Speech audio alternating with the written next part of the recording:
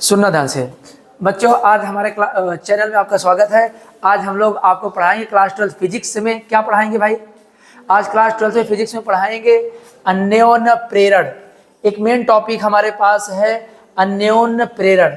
आज हम इसकी चर्चा करेंगे। ये चैप्टर कौन सा है? विद्युत चुम्बकीय प्रेरण या प्रत्यावर्ती धारा, क्लास 12 फिजिक्स में है। अब चलते हम लोग पढ़ते हैं। ध्यान सुनना, मैं आपको अच्छे समझा रहा हूँ, खूब अच्छे समझना। इसमें बता देते हैं हम इसमें दो प्रकार कुंडलियाँ पास पास में रख लेते हैं। क्या कर लेते हैं भाई हम लोग? इसमें दो प्रकार की कुंडलियाँ पास पास में रख कर इनमें से बैटरी द्वारा इसमें क्या कर लेते हैं? धारा प्रवाहित कर देते हैं। मतलब कि जब बैटरी होती है इसमें क्या हो जाती है? धारा प्रवाहित हो जाती है। या करके लिखा अथवा करके लिखना। या लिखना कि जब इसमें वैद्युत धारा का मान क्या हो जाता है? जब इसमें वैद्युत धारा का मान क्या हो जाता है? हाँ, परिवर्तित कर दिया जाता है। नहीं, बंद कर देते हैं ना। ये तो लिखा है या तो धारा के मान में परिवर्तन कर दें। ये तो लिखा है, भूल जाते हैं यार बार बार। हाँ ठीक है, परिवर्तन कर दें या बंद कर दें। चलो, इन्हें समझ में आया, दोबारा बोल दे रहा हूँ। ठीक है, क्या बोले भाई? हम क्या करते हैं? दो पास कुंडली को, मतलब दो कुंडलियों को पास पास में रख लेते हैं, जिसमें बैटरी द्वारा इसमें धारा प्रवाहित कर लेते हैं। या का मतलब कि इसमें जो होता है, या तो इसके विद्युत धारा के मान में परिवर्तन कर दें, या तो विद्युत धारा के मान में परिवर्तन कर दें, या तो कुंडली को बंद कर दें। ऐसा कर देने से दूसरी कुंडली में दूसरी कुंडली में क्या होता है? विद्युत वाहक बल उत्पन्न हो जाता है। यहाँ मैंने EMF लिख दिया है। इसका मतलब द्वितीय कुंडली में विद्युत वाहक बल उत्पन्न हो जाता है। तो इस विद्युत चुम्बकीय प्रेरण की इस घटना को ही, उधर से चले आओ, विद्युत चुम्बकीय प्रेरण की इस घटना को ही क्या बोलते हैं? अन्योन्य प्रेरण। चले, नहीं समझ में आया? मैं दोबारा बता दे रहा हूँ।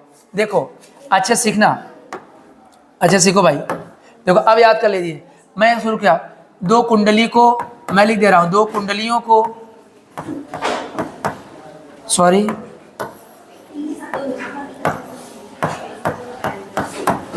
दो कुंडलियों को, ध्यान सुनो, अब याद हो जाना चाहिए। हम क्या करते हैं? दो कुंडलियों को पास पास में रख लेते हैं। पास पास में रख लेते हैं। जब हम देखो, सुनते चलो, जब दो कुंडलियों को पास पास में रख लेते हैं तो क्या हो जाता है बच्चों? इसमें बैटरी के द्वारा धारा प्रवाहित कर देते हैं। क्या करते हैं भाई हम? बैटरी द्वारा, आवाज नहीं, इसको बंद कर दो, इसको बंद कर दो। बैटरी द्वारा धारा प्रवाहित कर देते हैं। सुनना ध्यान से, बात मत करो। बैटरी द्वारा धारा प्रवाहित करते हैं, या बच्चों अपने इनके धारा के मान में परिवर्तन कर दें, या तो करंट के मान में, या तो धारा के मान में परिवर्तन कर दें, या धारा के मान में परिवर्तन कर दें, इंपॉर्टेंट वर्ड, या तो धारा को बंद कर दें। बच्चों ऐसा करने से, ये लड़की मना कर रहे हैं ना, इसका मतलब जो है, इसमें द्वितीय कुंडली में क्या हो जाता है? विद्युत वाहक बल उत्पन्न हो जाता है। विद्युत चुम्बकीय प्रेरण की इस घटना को ही कहा जाता है अन्योन्य प्रेरण। चले, हम लोग अगला कार्यक्रम शुरू करते हैं। आप हेडिंग डाल देंगे व्याख्या। अगला हेडिंग क्या हो जाएगी भाई? व्याख्या। चलिए, व्याख्या हम आराम से सुनते हैं, खूब अच्छे सीखना। व्याख्या अब तुम्हें बोलना है, यहाँ आकर के बोलना है, ठीक है? चले, हम लोग बात करें। हमारे पास दो प्रकार की कुंडलियाँ हैं। चलो शुरू करें, बात कर। अब तुम चलो वहाँ से हटो, अब क्लास से बाहर करेंगे आप। इसमें जो है फालतू नहीं, इसमें दो कुंडलियाँ हैं, पास पास में रख लेते हैं। प्राथमिक कुंडली को P से डिनोट करते हैं। प्राथमिक कुंडली को P से डिनोट करते हैं। देखो, जब बोलते हो ना तो जो मैं पढ़ाता रहता हूँ डिस्टर्ब हो जाता हूँ। तो वीडियो जो बनाया जाता है बहुत सेंसिटिव बनाया जाता है। तो मना कर रहा हूँ, तो दोनों बात कर रहे हैं, तो ये दोनों बाहर कर देंगे क्लास की, फिर सब खत्म हो जाएगा मामला। तो अब चलते हैं हम लोग। प्राइमरी कुंडली को P से प्रदर्शित करते हैं, द्वितीय कुंडली को S से प्रदर्शित करते हैं। ये लिखा हुआ है, ये यहाँ दिख रहा है कि नहीं? इसे द्वितीय कुंडली को S से प्रदर्शित करते हैं। चलो, प्राइमरी कुंडली में बैटरी के द्वारा धारा प्रवाहित की जाती है, अर्थात जो, हाँ सर, अभी नहीं, बाद में 1 घंटे बाद। जो प्राइमरी कुंडली होती है, इसे हम लोग धारा नियंत्रक और कुंजी से कनेक्ट कर देते हैं। दूसरा, द्वितीयक जो होता है हमारा, जो हमारी द्वितीय कुंडली वैसे होती है, इसमें एक गैल्वेनोमीटर लगा होता है, यानी धारा मापी लगा होता है। फिर बच्चों हम क्या करते हैं? जैसे ही कुंजी को, प्राइमरी कुंडली में जैसे ही कुंजी दबा देते हैं तो हमारा जो होता है धारा मापी विक्षेप हो जाता है। ये जो धारामापी विक्षेप होता है, इसका सबसे बड़ा कारण ये है कि जब हम कुंजी दबाते हैं तो बच्चों इसमें धारा फ्लो हो जाती है। उस करंट के मतलब कि धारा फ्लो होने प्रवाहित होने की वजह से द्वितीय कुंडली में चुंबकीय फ्लक्स होकर के गुजरने लगता है।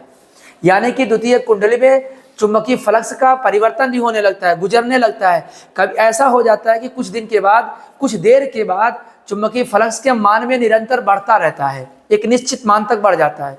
जब इसके निश्चित मान बढ़ जाता है तो इसका मतलब परिवर्तन भी होने लगा।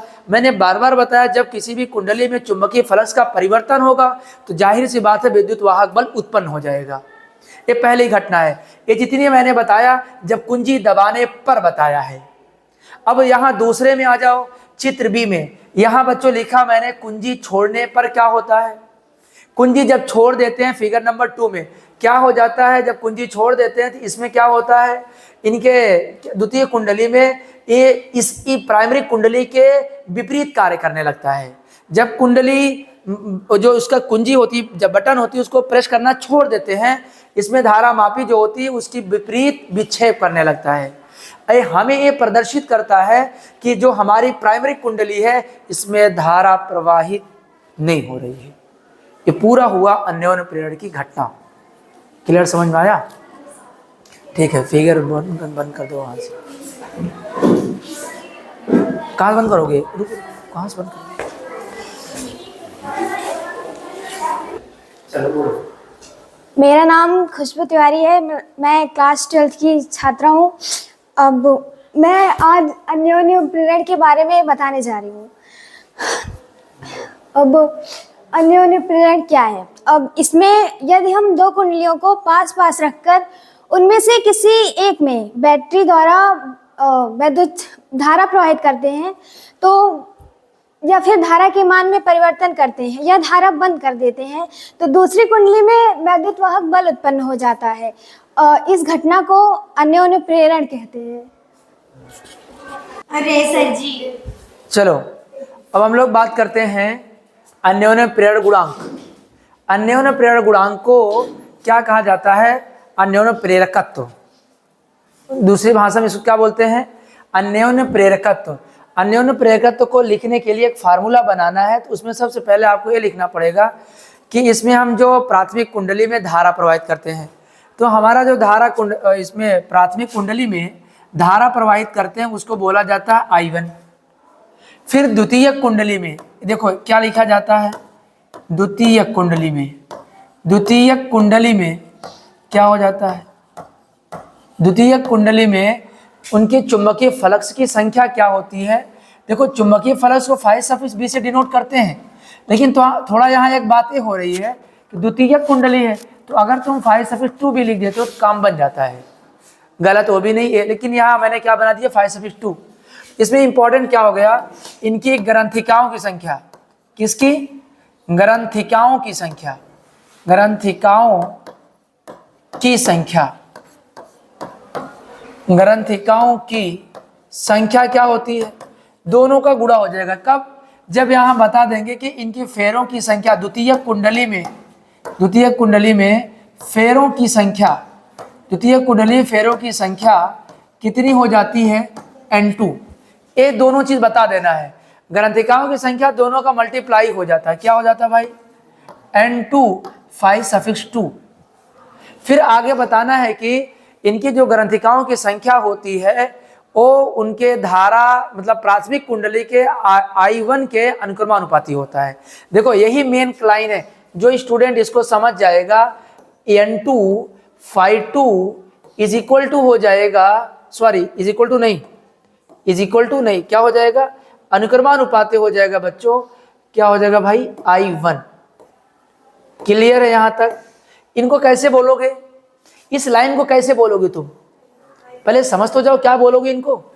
इनका मतलब है कि जब हम किसी कुंडली में प्राथमिक कुंडली में धारा I1 प्रवाहित कर देंगे, उनकी वजह से द्वितीय कुंडली में चुंबकीय फ्लक्स की संख्या N2 ओ 5/2 हो जाएगा।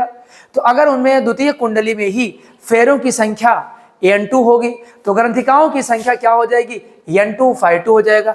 यही जो ग्रंथिकाओं की संख्या आप लिख रहे हैं बार बार, यही होती है क्या? धारा I1 के अनुक्रमानुपाती होता है। बच्चों यहाँ ध्यान से देखो, अब क्या होने वाला है, N2 phi2 is equal to लगेगा, अब पढ़ा रहे थे हम क्या, अन्योन्य प्रेरण, इसलिए यहाँ हो जाएगा I1।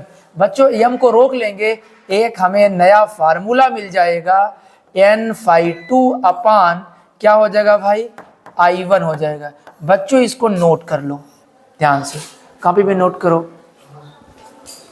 नोट करो।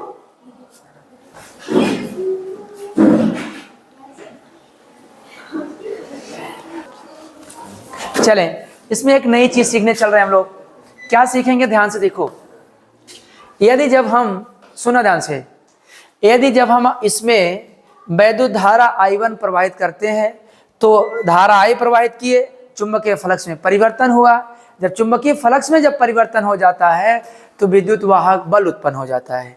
यानी कि अब हम लिखेंगे E इज इक्वल टू, देखो ध्यान से, नया फार्मूला बहुत यूजेबल है, माइनस कैपिटल M,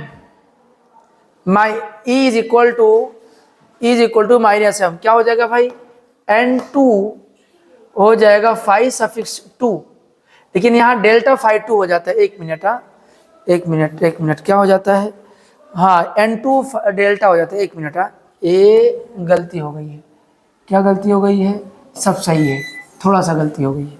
क्या गलती हो गई बच्चों, यहाँ मैंने लिखा माइनस M तो लिखा, लेकिन यहाँ हमें लिखना था डेल्टा phi सफिक्स 2 अपान में हो जाएगा डेल्टा I1।